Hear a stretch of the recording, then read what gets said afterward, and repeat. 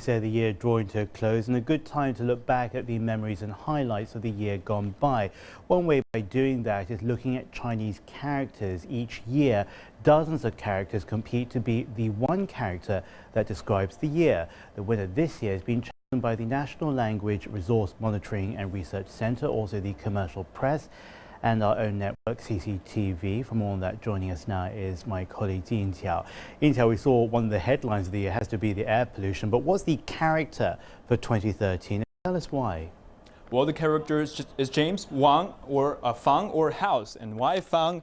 Well, throughout the year, the housing market in almost all cities in China just kept rising. And the National Bureau of Statistics said that for the past month, housing prices in Beijing, Shanghai, Guangzhou rose more than 20% year on year. Well, bad news for those longing to own a house, but maybe some good news for some Tuhao, which is also among the chosen characters. What literally means upstart, and it refers to China's upstarts, especially those who like to show off their wealth by, for example, buying this iPhone 5S with this color of Tuhao. Oh, that's called Tuhao in that sense, and that's why the color is also dubbed the color of Tuhao. Also, in the top list is 女汉子, literally means tough girl or female man. Well, it refers to an increasing number of women who are always very tough and even physically stronger than men. And Mai or smog, well, this month alone, smog has covered more than 100 cities in 25 provinces. That's about half of the country. But it's still important, James, to stay positive, and that's why we have this 正能量 or positive energy also on the list. James, and we also can take a look. 土豪啊，女汉子吧，因为我经常被人家说我就是女汉子。我自己就是个女汉子，我们寝室很多都是女汉子。女汉子，土豪。 I think both tough girl and nouveau riche contain an element of Chinese humor. It's hard to say whether they are complimentary or derogatory. They are kind of block humor.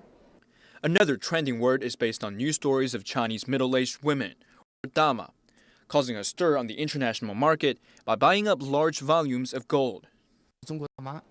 Chinese dama is a very interesting word.